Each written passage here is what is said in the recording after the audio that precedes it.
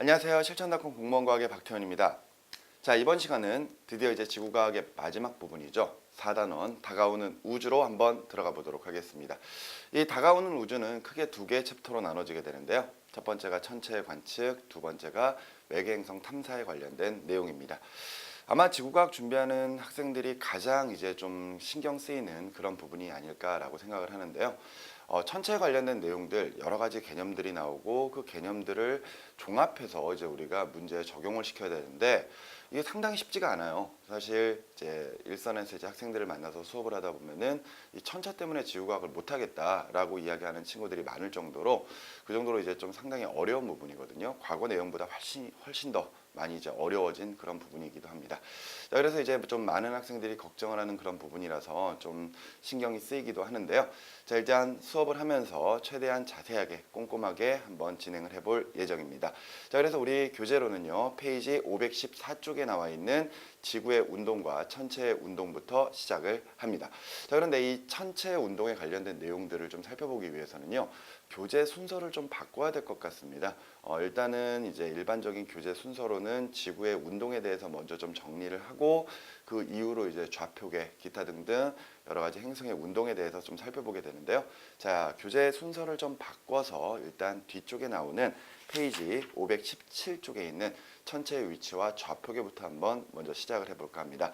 자, 일단 우리가 어떤 행성들의 위치를 표현하기 위해서 일단 기본적으로 알아야 될 것이 좌표계인데요. 좌표계를 먼저 좀 정리를 해놔야지 지구의 운동 혹은 뒤에 가서 다른 행성들의 운동에 대해서 조금 더 쉽게 빨리빨리 적용을 시킬 수 있을 거라고 생각을 합니다. 그래서 순서를 좀 바꿔서 진행을 할 예정이니까 이 교재 순서 맞춰서 진행을 들으려고 하지 마시고요. 제가 말씀드리는 부분으로 잘 좀 따라와 주셨으면 좋겠습니다. 자, 그러면은 페이지 517쪽에 나와 있는 천체의 위치와 좌표계부터 한번 시작을 해보도록 하겠습니다. 자, 우리가 제일 먼저 살펴볼 내용은요. 별의 위치를 표현하기 위해서 만들 하나의 가상의 우주, 바로 천구라고 하는 이런 우주에 대해서 우리가 먼저 살펴봐야 될 것 같습니다. 자, 우리 천구라고 하는 것, 바로 지구가 우주의 중심이라고 생각한 하나의 가상의 우주인데요. 그 천구를 어떻게 만들어 가는지 그 과정을 한번 보도록 하겠습니다. 자, 일단 우리가 지금 칠판에서 볼 수 있는 게 바로 이 좌표계, 이를 표현할 수 있는 하나의 천구가 되겠는데요. 이 천구를 만들기 위해서는 기본적으로 몇 가지의 이런 용어들을 좀 알고 있으셔야 됩니다. 자, 제일 먼저 가운데 우주의 중심에 지구가 있다라고 생각을 할 거예요. 자, 가운데 지구가 있고요. 우리 지구는요, 북극과 남극을 연장하는 하나의 선, 즉 자전축이 있습니다. 자, 뒤에 가서 우리가 계속 정리를 하겠지만 지구의 요 북극과 남극을 연장하는 요 자전축을 중심으로 지구는 하루에 한 바퀴씩 반시계 방향으로 자전을 하고 있죠. 자, 이렇게 우리가 이제 지구의 자전축을 하나 이제 좀 표현을 해주고요. 그리고 이 항상 자전축이 그려지면은 자전축과 수직하게 우리는 적도를 그려줍니다. 자, 바로 적도가 지금 현재 이런 식으로 이제 적도가 이제 그려지는 거겠죠. 자, 그런 상태에서 우리 관측자가 서 있는 위치를 요 위치라고 한번 보도록 하겠습니다. 자, 요 위치에서 지금 현재 우리가 별들의 위치를 관찰할 거거든요. 이때 관측자의 머리 위와 발끝을 연장하는 하나의 선을 그릴 수가 있고요. 그리고 역시 그 선과 수직하게 우리가 또 하나의 선을 그려주는 것을 우리가 지평선이라고 각각 표현을 합니다. 자, 다시 한 번만 좀 정리를 해볼게요. 지구의 북극과 남극을 연장하는 자전축이 있고요. 그 자전축과 수직하게 적도가 있습니다. 자, 적도는 지금 현재 여기에 지금 표현된 것이 바로 이제 적도가 되겠죠. 자, 이렇게 이제 적도가 그려지게 되고요. 그리고 관측자의 머리 위와 발끝을 연장하는 하나의 선, 이 선을 이렇게 이제 그려줍니다. 자, 이렇게 이제 그려줬고요. 자, 그리고 나서 그 선과 수직하게 그려주는 것이 바로 지평선이 되겠습니다. 지평선. 자, 그렇게 해서 지금 우리가 4개의 선들을 만들어냈는데요. 이 4개의 선들의 한 지점들을 연결을 해서 우리가 하나의 구를 만들게 될 겁니다. 자, 이렇게 이제 구를 만들었을 때 우리가 그 구를 우리가 이제 좌오선이라고 부르고 있고요. 이런 식으로 해서 이 좌오선이 바로 모여서 동그란 구의 형태를 만들었을 때 그것을 우리가 가상의 우주인 천구라고 이제 이야기를 합니다. 자, 그림상으로는요. 지금 사실 사람이 서 있는 이 면에 요 면이 바로 이제 우리가 이야기하는 지평선이 되겠죠. 그런데 이때 천구라고 하는 것은 가상의 우주, 그러니까 여러분들이 직접 우주의 중심에 서 있다고 생각하고 만든 하나의 우주라고 생각하시면 되기 때문에 지금 보시는 것처럼 이 지점을 우리가 지평선이라고 이제 우리가 생각을 하시면 되겠습니다. 자, 이렇게 해서 우리가 하나의 천구를 좀 만들어 봤는데요. 자, 이런 천구에서요, 다시 한번 정리를 좀 해보자면은 지구의 북극과 남극을 연장하는 자전축, 그리고 척도, 그리고 관측자의 머리 위와 발끝을 연장하는 하나의 선, 그리고 그 선과 수직인 지평선, 그리고 그것을 이어 만든 하나의 구, 바로 좌우선이라고 하는 형태로 우리가 지금 현재 천구라고 하는 것을 표현을 할 건데요. 이때 지구의 북극을 연장해서 만나는 한 지점, 바로 천구의 북극이 될 거고요. 그리고 남극을 연장해서 만나는 지점, 천구의 남극이라고 표현을 해줍니다. 자, 그리고 지구의 적도와 나란하게 천구의 적도가 있다라고 이야기를 할 거고요. 자, 관측자의 머리 위, 관측자의 그 머리 위를 우리가 천정, 그리고 그 아래를 우리가 천저라고 부를 것이고요. 그리고 지구의 지평선과 나란하게 천구의 지평선이라고 우리가 각각 표현을 해줄 겁니다. 자, 우리가 이제 밤하늘에 보는 여러 가지 별들이 있을 거예요. 뭐 대표적으로 별자리를 구성하는 별들도 있고요. 아니면 기타 다른 별들, 이런 다양한 별들이 존재를 하죠. 사실 우리가 이제 보는 별들은 제각각 거리가 다 달라요. 그런데 이때 우리는 이 천구상에다가 별의 위치를 표현할 때는 그 별까지의 거리는 무시하고요. 그냥 좌우선 위에 별들이 존재한다라고 생각을 하게 되죠. 그러니까 예를 들어서 수많은 별들이 있다고 하더라도 그 별들의 위치를 우리가 지금 보는 이 좌우선상에다가 그냥 이렇게 표현을 해 줄 것이고요. 그러면서 이 별들의 위치를 각각 두 개의 좌표계로 각각 표현을 하는 그런 방식으로 별의 위치를 설명을 하기 시작을 할 겁니다. 자, 지금까지 우리가 봤던 내용들은 바로 천구라고 하는 이런 개념이 되겠고요. 자, 이 천구에서 또 하나 우리가 알아둬야 될 것, 관측자의 머리 위와 발끝을 연장하는 하나의 선, 바로 천정과 천저를 잇는 선이 있습니다. 이때 천정과 천저를 잇는 세로선을 우리가 수직권이라고 이야기를 할 거고요. 이 수직권은 이후에 우리가 지평좌표계에서 사용할 또 하나의 개념이 되겠습니다. 자, 그리고 천구의 북극과 남극을 연장하는 선, 그러니까 우리가 쉽게 말하면 자전축이라고 보면 되겠죠. 그 자전축과 나란한 그 선, 그 자전축과 나란한 자전축을 연결하는 하나의 또 세로선, 이 세로선을 우리가 이제 시간권이라고 각각 표현하게 될 것이고, 이 시간권은 이후에 또 하나의 좌표계인 적도 좌표계에서 우리가 사용하게 될 또 하나의 개념이 되겠습니다. 자, 이런 식으로 우리가 지금 현재 보고 있는 이 천구라고 하는 것부터 먼저 여러분들이 좀 정리를 해 주시기 바라고요. 그러면서 이제 페이지 517쪽에 나와 있는 바로 두 개의 좌표계에 대한 내용들을 한번 천천히 살펴보도록 하겠습니다. 자, 오늘 개인적으로 수업을 하는 과정 중에서 이 좌표계라고 하는 것, 이 좌표계라고 하는 것만 정확하게 이해를 하셔도요, 수업에서 굉장히 많은 부분을 얻어간다라고 생각을 합니다. 자, 그 정도로 좌표계가 굉장히 중요한 개념이기 때문에 꼼꼼하게 여러분들이 좀 체크를 해주셨으면 좋겠어요. 자, 그러면 이제 지평좌표계부터 한번 들어가 보도록 하겠습니다. 자, 앞서 우리가 천구라고 하는 가상의 우주에다가 별의 위치를 표현을 했었습니다. 이때 그 별의 위치를 표현하기 위한 하나의 좌표계, 바로 지평좌표계인데요. 지평좌표계는 관측자 중심의 좌표계가 되겠습니다. 관측자 중심의 좌표계. 자, 그 말인즉슨 내가 별을 볼 때 내가 별을 표현하는 방식을 이야기를 하게 되는 거죠. 자, 예를 들어서 여러분들이 지금 앉아있는 이 모습, 앉아있는 곳에서 그 맞은편에 지금 별이 하나 있다라고 가정을 해볼까요? 그럼 예를 들어서 누군가에게 별의 위치를 설명하고 싶습니다. 저기 별이 있어, 저기 별 좀 봐 라고 이야기해 주는 게 바로 지평좌표계입니다. 그러면은 그 설명을 들은 누군가는요, 다른 장소를 바라보고 있다가 그래? 이러면서 그 별을 보기 위해서 몸을 회전시킨다거나 혹은 고개를 돌리게 될 것이고요. 그리고 그 별이 떠 있는 높이를 보기 위해서 고개를 이렇게 들게 될 거거든요.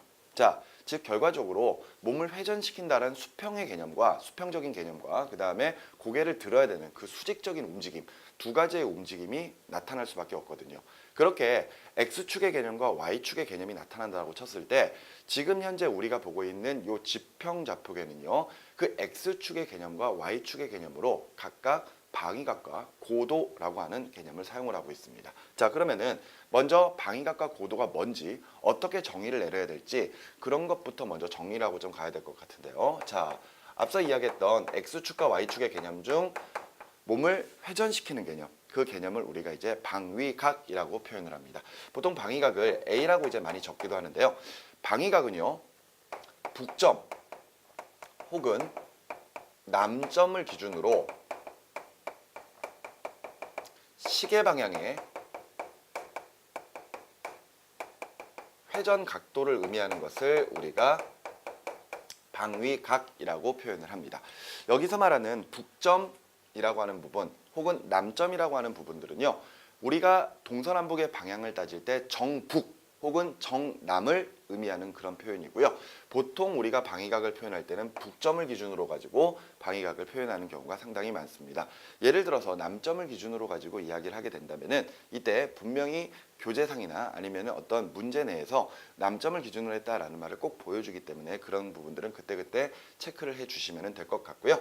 지금 현재 우리가 방위각을 잴 때 주로 북점을 기준으로 재면서 몸을 회전시킬 때 어느 방향으로 회전시킨다? 그렇습니다. 시계 방향으로 회전시켜줘야 되는 것이 바로 방위각이 되겠습니다. 자, 이렇게 우리가 일단 수평적인 개념으로 일단 몸을 회전시키는 개념인 방위각이라고 하는 거에 대해서 살펴봤습니다. 자, 두 번째는요, 고도예요.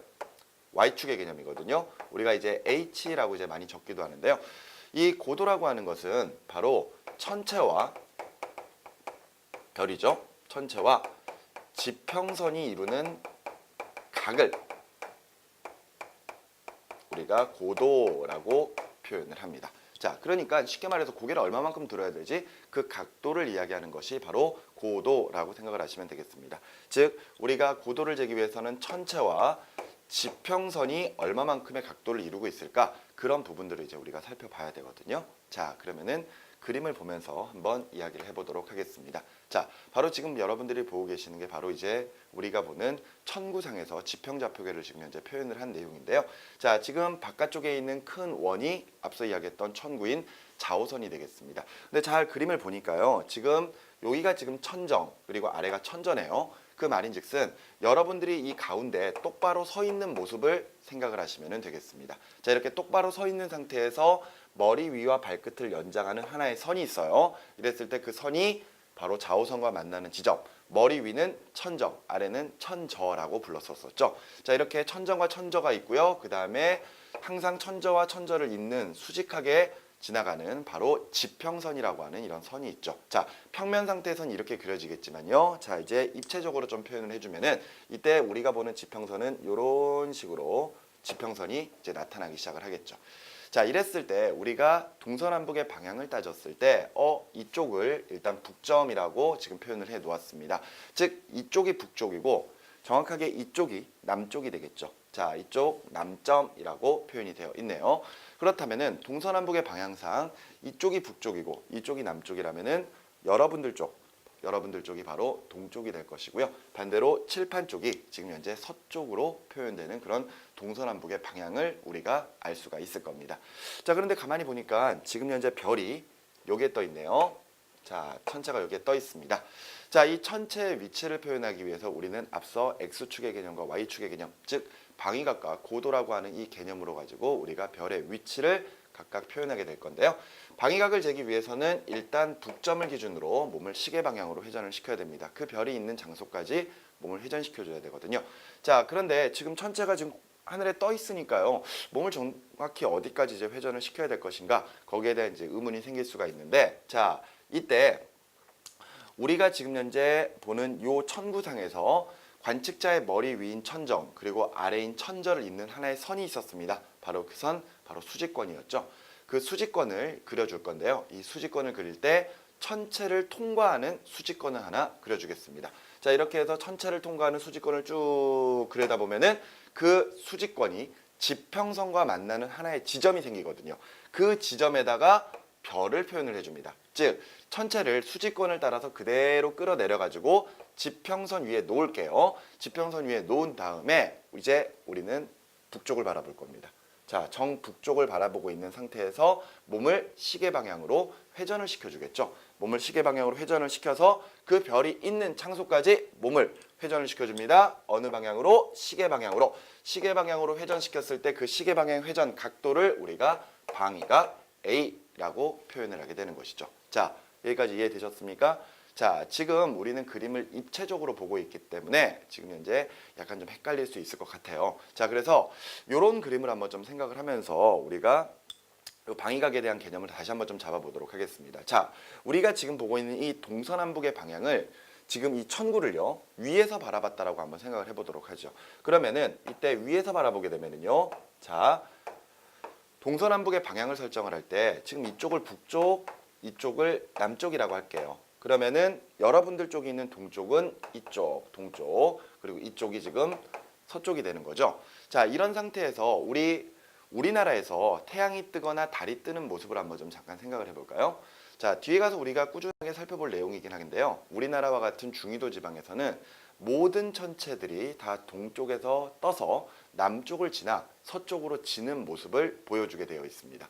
자, 그 말인즉슨 예를 들어 태양이 뜬다라는 것은 바로 요 위치에서부터 태양이 뜬다라는 이야기가 되겠죠. 자, 천구상에서 지금 동쪽에서 태양이 뜨게 되면은요, 자연스럽게 남쪽을 지나서 서쪽으로 지는 모습을 보여주게 되어 있습니다. 자, 그러니까 이렇게 한 바퀴 빙그르르 돌아가고 있는 거죠. 이렇게 빙그르르 돌아가는 것. 자, 그런데 예를 들어 아까 우리 봤던 요 별을요, 수직권을 따라서 이렇게 쭉 끌어내려서 요 지평선 위에 딱 놓았을 때 그 지평선에 있는 위치가 예를 들어 여기라고 한번 가정을 해볼까요? 자, 그렇다면은 이때 방위각을 잴 때는 북점 혹은 남점을 기준으로 잴 텐데 이때 북점을 기준으로 잰다라는 가정하에서 자, 북쪽을 바라봅니다. 북쪽을 바라보고 있는 상태에서 별이 있는 장소, 바로 요 장소까지 몸을 어느 방향으로 회전시키자? 그렇습니다. 시계 방향으로 회전시키자.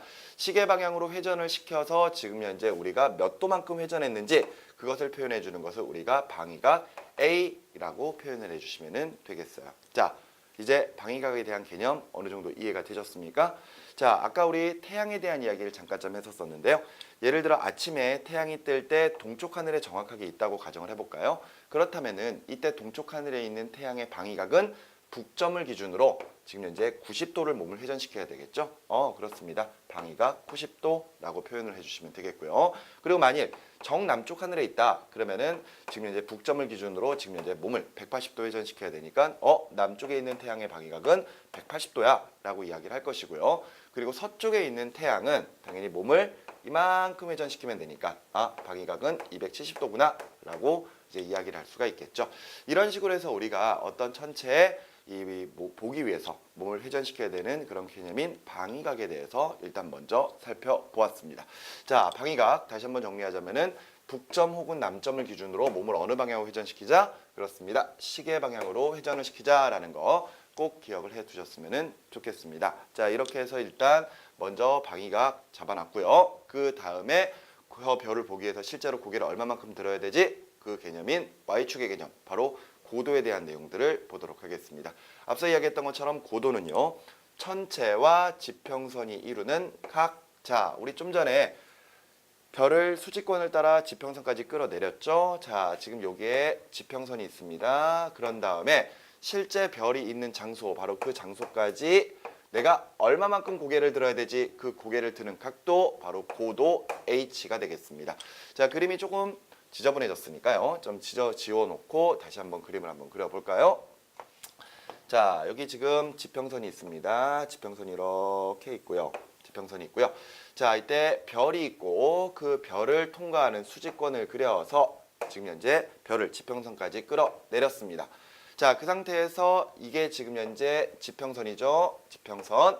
그리고 그 천체까지 이루는 각도, 바로 여기까지 해당하는 요 각도를 재줘야 될 것 같습니다. 이 각도를 재는 것을 우리가 뭐라 부른다? 그렇습니다. 고도 H라고 부른다. 자, 고개를 얼마만큼 들어야 되지? 바로 그 개념이에요. 자, 이렇게 해서 고도까지 재줬고요. 자, 우리 태양 뜨는 모습 다시 한번 좀 그림으로 표현하면서 한번 그려볼까요? 자, 예를 들어서 우리가 서 있는 지평선이 이렇게 되어 있다라고 가정을 해볼게요. 자, 천구를 하나 더 그려주는 거거든요. 자, 그런데 지금 보통 이제 지금 칠판에 보이는 그림은 이쪽이 이제 북쪽, 이쪽이 이제 남쪽 이렇게 이제 많이 표현이 되어 있는데요.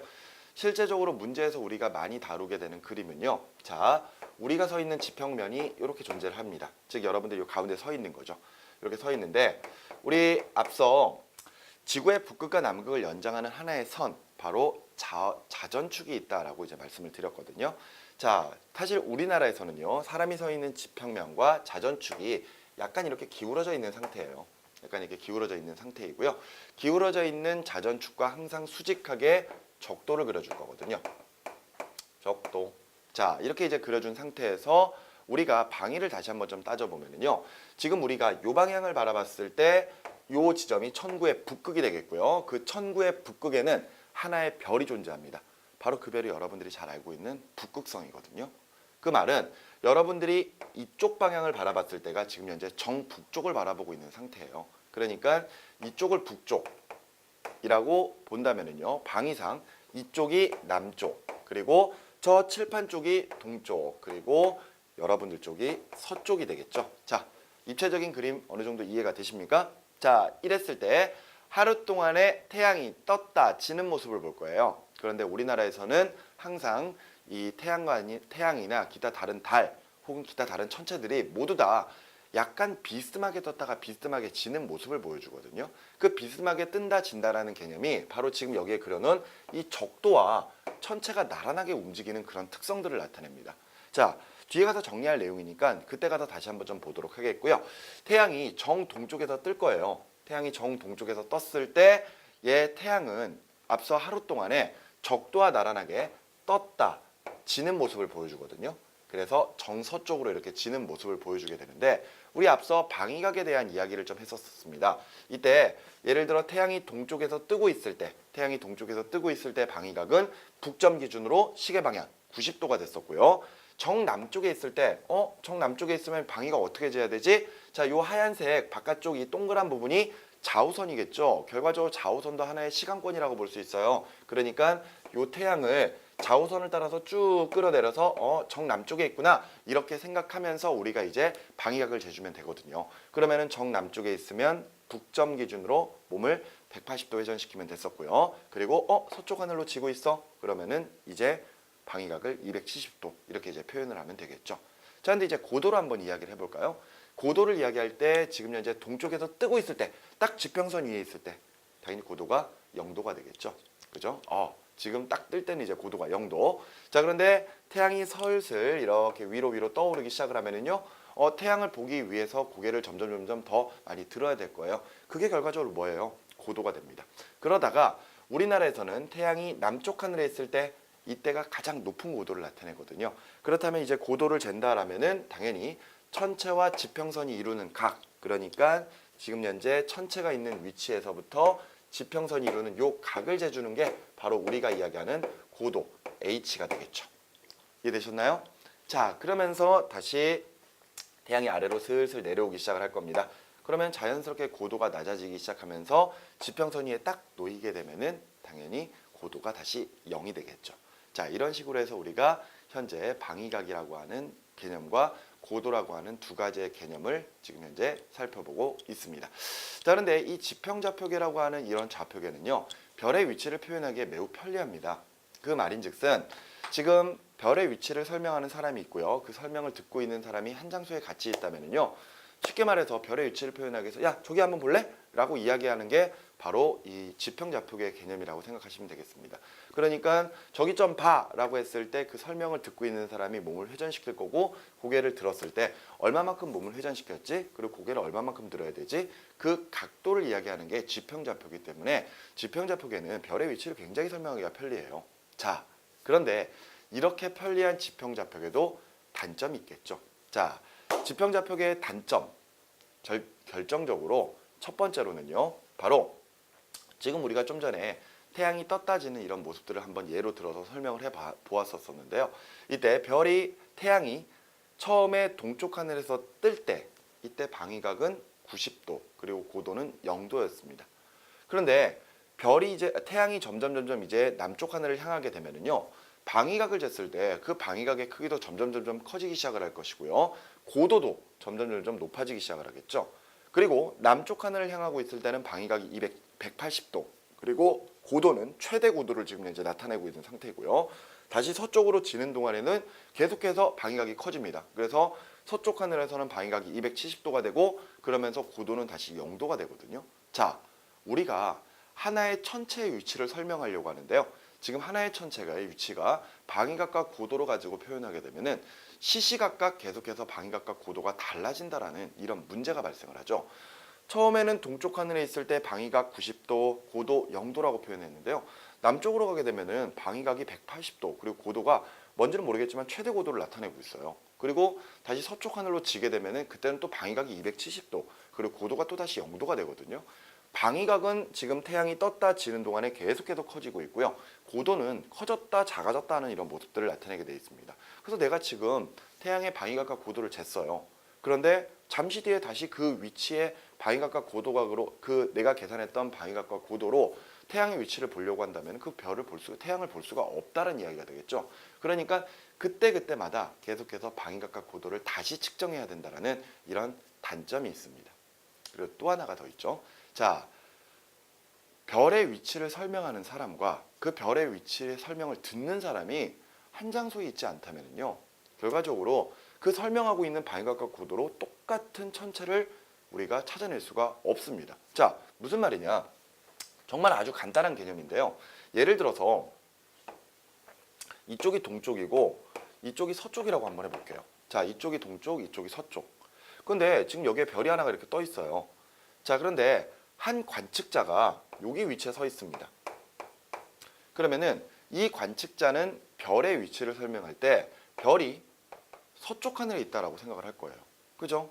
자, 그런데 이때 그 설명을 듣는 사람이 요 위치에 있다고 생각을 할까요? 그러면 이때 이 위치에 있는 사람은 별을 보기 위해서는 어느 쪽 방향을 바라봐야 되죠? 그렇습니다. 동쪽 방향을 바라봐야 되죠. 그러니까 쉽게 말해서 이 사람이 지금 이야기하고 있는 이런 별이 있는 방향과 이 사람이 지금 느끼게 되는 별의 방향이 서로 다르단 말이에요. 그러다 보니까 관측자와 그 별의 위치를 설명하는 사람과 그 설명을 듣고 있는 사람이 어느 한 공간, 하나의 같은 좌표계 내에 있지 않는 이상 결과적으로는 같은 방위각과 고도로 정확한 천체의 위치를 설명하기가 매우 힘들다라는 이런 단점이 있죠. 자, 그래서 우리가 또 다른 좌표계 하나를 더 살펴봐야 되는 그런 상황이 펼쳐지게 되는 것이죠. 자, 이렇게 해서 우리가 지금 현재까지는 지평 좌표계에 대한 내용까지 살펴봤는데요. 자, 이제 우리는 또 하나의 좌표계인 적도 좌표계로 한번 넘어가 볼까 합니다. 자, 지금까지 했던 지평 좌표계 잘 이해가 되고 계시나요? 자, 지평 좌표계에서는 일단 X축과 Y축의 개념으로 방위각과 고도를 쓴다라는 것들 먼저 기억을 해 두시기 바랍니다. 자, 그럼 이제는 두 번째 좌표계인 적도 좌표계로 한번 가보도록 하겠습니다. 자, 적도 좌표계는요, 앞서 지평 좌표계가 관측자 중심의 좌표계였다면은 적도 좌표계는 천구 중심의 좌표계가 되겠습니다. 자, 역시 마찬가지로 우리가 두 가지의 이 개념, 바로 X축과 Y축의 개념인 이런 개념을 가지고 우리가 이제 별의 위치를 설명을 할 건데요. 자, 적도 좌표계에서 쓰고 있는 X축과 Y축의 개념, 각각 적경과 그 다음에 적위가 되겠습니다. 적경, 적위.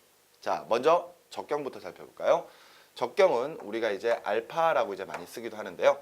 적경은 춘분점을 기준으로, 춘분점 기준,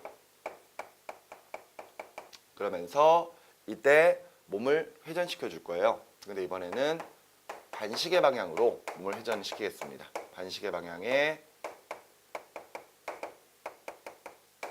회전을 시켜줘서 각도가 나오겠죠?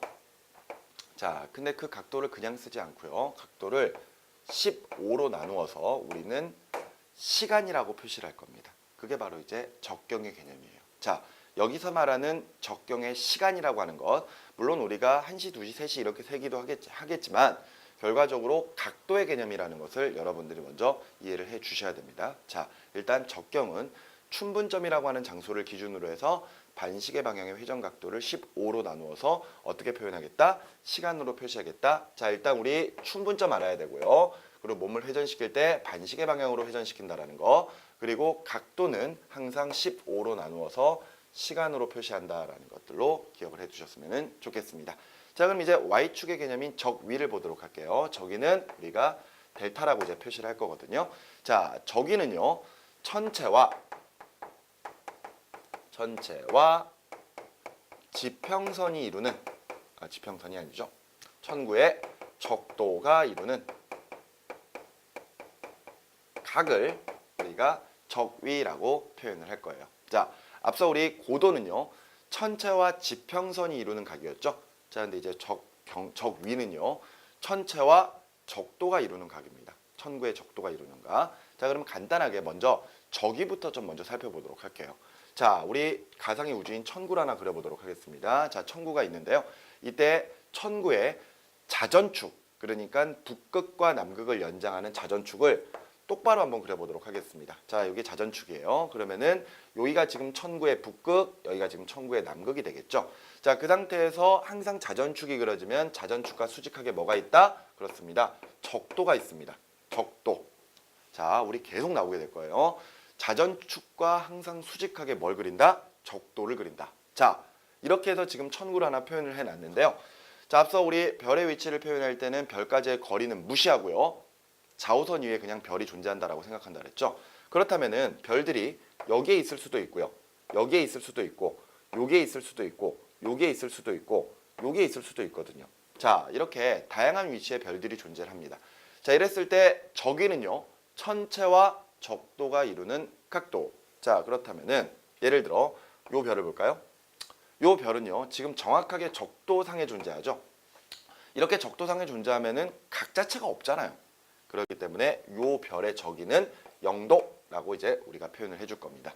자, 그런데 그 위에 있는 별, 예를 들어 요 별까지의 요 각도가 45도라고 할게요. 45도. 그러면 자, 저 별의 적위를 표현을 할 건데요. 적위를 표현할 때는요. 일단 적도에서부터 북극쪽으로 우리가 각도를 잴 때는 적위를 플러스 적위로 생각을 합니다. 그 말인즉슨 지금 현재 요 별까지의 각도가 45도다. 그러면 저 별의 적위는 플러스 45도 이렇게 이제 표현을 하게 되는 거죠. 자, 그러면 지금 정확하게 북극에 있어요. 그러면은 적도에서부터 몇 도까지? 90도까지 올라가야 되겠죠. 90도까지. 그렇다면은 요 북극에 있는 별은 정확하게 플러스 90도의 적위를 나타내고 있겠네요. 자, 여기까지 무슨 말인지 이해가 되셨나요? 자, 그런데 예를 들어 천체가 여기에 있다고 해가지고 지금 여기에서부터 이렇게 재가지고 적위가 플러스 90도 이상 이렇게 이야기하면 안 되고요. 이때 요 별의 적위를 잴 때는 이쪽에서부터 이제 적위를 재 나가는 거죠.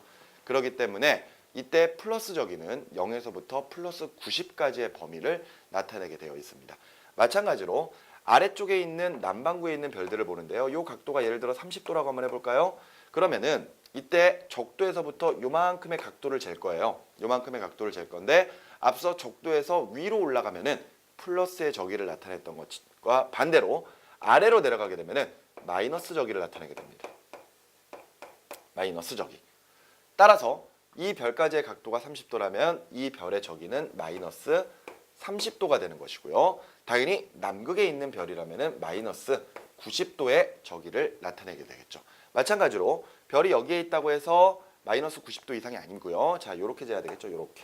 그렇게 해서 지금 현재 우리가 보고 있는 적위의 개념은 지금 현재 0도에서부터 플러스 마이너스 90도까지의 범위를 나타낸다라는 것을 기억을 해 두셨으면 좋겠습니다. 자, 그러면 그림 보면서 한번 보도록 하겠습니다. 자, 역시 마찬가지로 천구인데요. 아까랑은 그림이 조금 다릅니다. 뭐가 다르냐? 지금 위쪽에 천구의 북극이 있고 아래에 천구의 남극이 있네요. 그 말은 천구의 북극과 남극을 연장하는 하나의 선, 바로 우리가 이야기하는 자전축입니다. 자전축. 자, 그러면 이렇게 자전축이 존재하면 당연히 자전축과 수직하게 뭐가 그려진다? 그렇습니다. 적도 잊지 마세요. 적도가 그려집니다. 그래서 지금 현재 이 그림상으로는 적도를 입체적으로 이렇게 이제 그려놓은 거죠. 적도를. 적도변. 오케이? 여기까지 무슨 말 이해되시죠? 자, 그런 상태에서 이제 여기다가 우리가 적경이라고 하는 것과 적위라고 하는 것으로 가지고 별의 위치를 좀 표현을 할 건데요. 자, 우리가 적경을 알기 위해서는 일단 요 춘분점이라고 하는 이런 장소를 알아야 됩니다.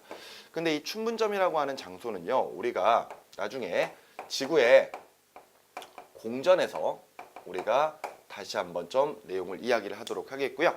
지금은 저 천구상의 어느 한 지점에 춘분점이 있다라고 이제 여러분들이 먼저 생각을 해주셨으면 좋겠습니다. 자, 뒤에 가서 지구에 공전할 때 다시 한번 좀 정리를 해드릴 거고요. 자, 다시 그림을 좀 보시면은요. 자, 지금 천구의 적도가 있죠. 천구의 적도가 있습니다. 자, 그리고 당연히 지금 천구의 북극과 남극을 연장하는 하나의 선, 지금 현재 자전축이 존재를 하고 있는데요. 자, 지금 여기에 보니까 요 장소를 아예 우리가 춘분점이라고 정해놨어요. 춘분점. 그죠? 이렇게 이제 춘분점이라고 하는 장소를 정해놓고 시작을 하고 있습니다. 자, 그러면 우리가 이쪽 방향, 지금 현재 이쪽 방향을 이렇게 바라보고 있을 때 지금 현재 저 적경을 재는 기준이 된다라고 생각하시면 되겠어요. 자, 그 상태에서 자, 별의 위치를 보니까 별이 여기 있네요. 자, 그러면은 일단 이 별의 방위각을 적경을 한번 재어보도록 하죠. 자, 그러면은 이때 천구의 북극과 남극을 잇는 세로선이 있었습니다. 그 세로선 바로 시간권이었죠. 자, 시간권을 그려줄 건데요. 그 시간권이 천체를 통과하게 그려줄 겁니다. 자, 시간권이 천체를 통과하게 이렇게 그려서 적도와 만나는 지점을 찾을게요. 그러면은 우리가 이 천체를 쭉 끌어내려서 천체가 여기에 있어 라고 생각한 상태에서 춘분점을 바라보고 있는 상태에서 그 천체를 보기 위해서 몸을 어느 방향으로 회전시키자? 그렇습니다. 반시계 방향으로 몸을 회전을 시켜줄 겁니다. 자, 이랬을 때 그 각도가 예를 들어 90도가 나왔다고 할게요. 자, 각도가 90도가 나왔습니다. 그러면은 이 별은 지금 현재 90도만큼을 회전시켰기 때문에 이것을 15로 나누어서 적경 6시라고 이제 우리가 표현을 하게 되는 것이죠.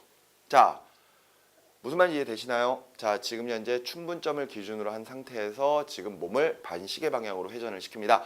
반시계 방향으로 몸을 회전시킨 상태에서 그 각도를 우리가 15로 나눠서 이제 우리가 적경이라고 하는 것을 표시를 할 거거든요. 자, 그 말은 예를 들어 어떤 별이 춘분점에 있습니다. 어떤 별이 춘분점에 있으면은 적경이 몇 시? 그렇습니다.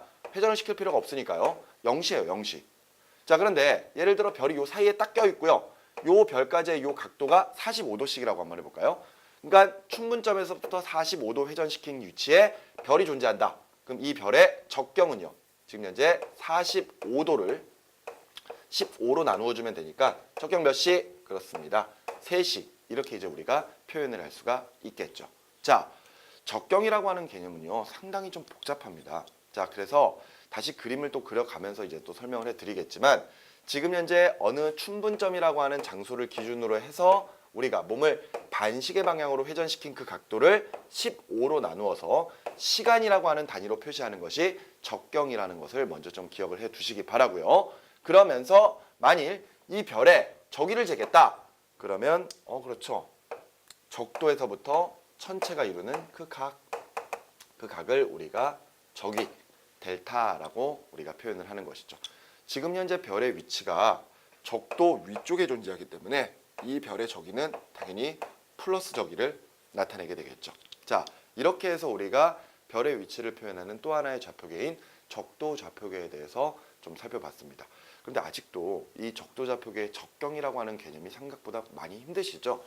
실제로 우리가 뒤에 이제 행성의 운동들을 살펴볼 때 가장 많이 나오는 그런 표현들 중에 바로 저 적경이라고 하는 표현이 있거든요. 그래서 저 적경이라고 하는 개념을 정확하게 잘 이해하고 계셔야지 실제로 이 천체 파트, 이 행성의 운동 이런 것들을 정말 쉽게 다가갈 수가 있습니다. 자, 지금 이 그림으로만 가지고는요 조금 이해하기가 어려울 수 있으니까 자, 이 모습을 우리가 위에서 바라보고 있는 모습으로 한번 좀 생각을 해보도록 할게요. 자, 그러면은 자, 이렇게 지금 하나의 원을 그려주고요. 하나의 원을 그려주고요. 지금 요 가운데 여러분들이 서 있다고 가정을 한번 해봅시다. 자, 아까 저 지점이 우주의 중심이에요. 자, 그 지점에서 여러분들이 요쪽 방향을 바라봤을 때 지금 이제 적경의 기준이 되는 춘분점이라고 하는 장소라고 한번 생각을 해보겠습니다. 자, 저 춘분점이라고 하는 장소는요. 우리나라에서 3월 21일 날 태양을 바라봤을 때 그 태양이 있는 방향이 바로 이제 우리가 이야기하는 춘분점이거든요. 자, 그런데 이 춘분점이 바로 지금 앞서 이야기했던 그 적경의 기준이 되는데요. 우리가 춘분점을 바라보고 있을 때 그 춘분점에 있는 어떤 별이 있다면요. 그 별은요. 몸을 회전시킬 필요가 없으니까 적경 몇 시? 그렇습니다. 0시에 그런 적경을 가진다라고 이제 우리가 표현을 하죠. 자, 그런데 춘분점으로부터 몸을 회전시키다 보면은 또 다른 별들이 보이기 시작을 할 건데요. 자, 이때 요 별까지의 회전 각도가 45도다 라고 한다면은 이때 요 별의 적경은 45를 15로 나누어 두면 되니까 3시의 적경을 가지게 될 것이고요. 그리고 이 각도가 또다시 45도다라고 하면은 이 별은 춘분점에서부터 90도를 회전시켜야 되니까 여기에 있는 별의 적경은 당연히 6시의 적경을 나타내게 되겠죠.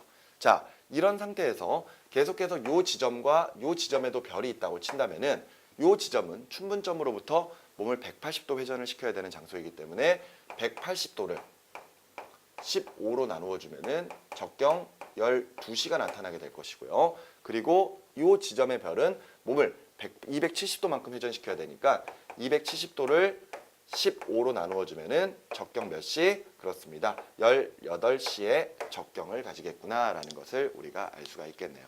이런 식으로 춘분점에서부터 반시계 방향으로 돌려가면서 적경을 재다 보니까 0시, 6시, 12시, 18시 이런 식으로 반시계 방향으로 갈수록 적경이 점점 커지는 그런 모습들을 우리가 이제 볼 수가 있지요. 자, 지금 우리가 보고 있는 이 적경이라고 하는 거 결과적으로는 각도의 개념이에요. 그런데 왜 지금 현재 우리가 이 적경을 시간 단위로 표시하느냐? 그 개념을 이해하는 것도 굉장히 중요한데요.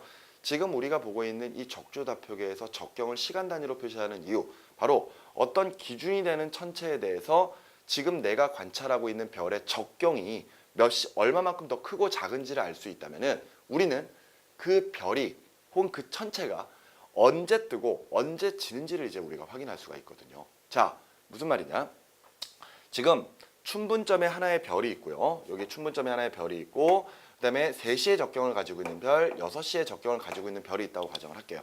그러면은 제가 지금 여러분들을 바라보고 있는 방향이 춘분점이라고 가정을 하겠습니다. 춘분점. 그러면은 춘분점에 지금 예를 들어 요 A라고 하는 별이 있고요.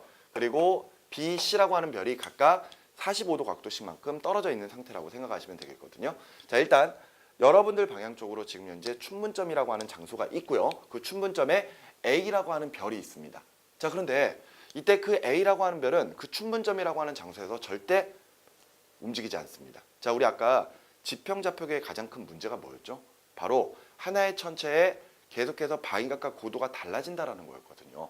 그래서 별의 위치를 설명하기 어려운 이런 단점이 있었단 말이죠. 근데 적도좌표계는 그런 내용들이 없어요. 그 말인즉슨 우리가 별의 위치를 표현하는 적경과 적이라고 하는 이런 값들은 별들마다 정해져 있는 값이라고 생각하시면 되겠습니다. 따라서 A별의 적경이 0시라고 딱 정해져 있으면 이 별은 어떻게 해도 무조건 적경이 0시예요. 그리고 춘분점이라고 하는 장소도 그냥 정해져 있습니다. 따라서 지금 여러분들이 있는 방향 쪽에 지금 현재 춘분점이라고 하는 장소가 있고 그 장소에 별 A가 있다면은 그 장소는 그대로 그 장소 그대로 별 A는 그 장소 그대로 존재를 하고 있을 겁니다. 자, 그런데요. 제가 요 가운데 있어요. 우주의 중심에 있거든요. 우주의 중심에 지구 위에 서 있습니다. 근데 지구는 하루에 한 번씩 자전축을 중심으로 반시계 방향으로 몸을 회전시키거든요. 자, 그 말은 무슨 말이냐? 자, 지금 여러분들 쪽에 지금 A라고 하는 별이 있습니다. 근데 제가 이쪽 방향을 바라보고 있어요. 자, 그런데 제가 이쪽 방향을 바라보고 가만히 서 있다고 하더라도 지구의 자전에 의해서 자연스럽게 몸이 반시계 방향에 이렇게 돌아가기 시작을 할 거거든요. 자, 근데 이렇게 돌아가다 보면 여러분들 쪽을 바라보는 상태가 되겠죠. 자, 원래는 별이 뜨고 지는 것은 지평선 위로 뜨고 진다라는 개념으로 생각을 해줘야 되는데 그냥 여기서는 좀 간단하게 내가 바라보는 방향에 별이 있으면 별이 뜬다라는 개념으로 한번 생각을 해보죠. 그러면은 제가 지금 이쪽 방향을 바라보고 있는 상태에서 몸을 이렇게 회전을 시키다 보면은 여러분들 쪽을 바라보는 그 순간이 생길 겁니다. 그러면은 여러분들 쪽에 있는 바로 별 A가 뜬다라고 생각을 하는 거예요. 이해되셨죠? 자, 몸을 이렇게 회전시키다가 여러분들 방향을 바라보는 상태에서 이때 A라고 하는 별을 보게 됩니다. 자, A별이 떴습니다. 자, 근데 저는 계속해서 반시계 방향으로 몸을 회전시키겠죠. 이때 반시계 방향 몸을 회전시키다 보면은 45도 각도를 틀었을 때 드디어 B라고 하는 별을 보게 될 것이고요. 그리고 또다시 45도를 틀어서 정확하게 춘분점으로부터 90도 각도만큼을 회전시켰을 때 드디어 별 C를 보게 될 거란 말이에요. 자, 지금 보면은 적경이라고 하는 것을 우리가 춘분점을 기준으로 해서 몸을 반시계 방향으로 회전을 시키면서 적경의 크기를 재고 있습니다. 그래서 반시계 방향으로 갈수록 적경이 커지고 있는데요. 이때 지구에서도요. 반시계 방향으로 지금 현재 자전을 해버리기 때문에 이때 몸을 회전시키면서 별들을 바라보게 된다면은 이때 A별을 먼저 보고 그 다음에 B별을 보고 그 다음에 C별을 보는 이런 순서대로 관찰을 하게 돼 있거든요. 따라서 지금 현재 우리가 보는 이 모습에서 적경이 가장 작은 별부터 적경이 큰 별 순으로 차례대로 별들을 관찰하기 시작을 하는 거죠. 즉 우리의 입장에서는 적경이 작은 별들이 먼저 뜨고 반대로 적경이 큰 별이 늦게 뜬다라는 이런 식으로 우리가 이 관찰을 할 수밖에 없겠죠. 자, 적경이라고 하는 것은 별의 뜨고 지는 시간, 그러니까 어떤 기준이 되는 천체에 대해서 얼마만큼 빨리 뜨고 얼마만큼 늦게 뜨는지를 확인할 수 있는 그런 하나의 또 개념이기 때문에 우리가 지금 각도지만 우리가 시간 단위로 지금 현재 사용을 하고 있다는 것. 자, 그러면서 지구의 자전은 반시계 방향으로 이루어지면서 시간당 15도씩 자전을 하거든요. 그 말은 제가 지금 몸을 회전시키면서 여러분들 쪽을 딱 바라본 상태에서 시간당 15도씩을 돌다 보면은 45도 각도, 즉 3시간 뒤에 저는 B별이 뜨는 것을 보게 될 것이고요. 그리고 이후에 또 3시간 뒤에 45도 각도만큼을 회전시켜서 C의 별을 보게 된다면은 이때 A별이 뜨고 나서 3시간 뒤에 B별이 뜨고 또 3시간 뒤에 C별이 뜨는 것으로 우리가 관찰을 하는 것이라고 이제 우리는 정리를 할 수가 있습니다. 자, 이렇게 해서 지금 현재 우리가 적경을 왜 시간 단위로 쓰고 있는지에 대해서 지금 현재 우리가 다시 한번 좀 살펴보는 내용을 가졌었는데요.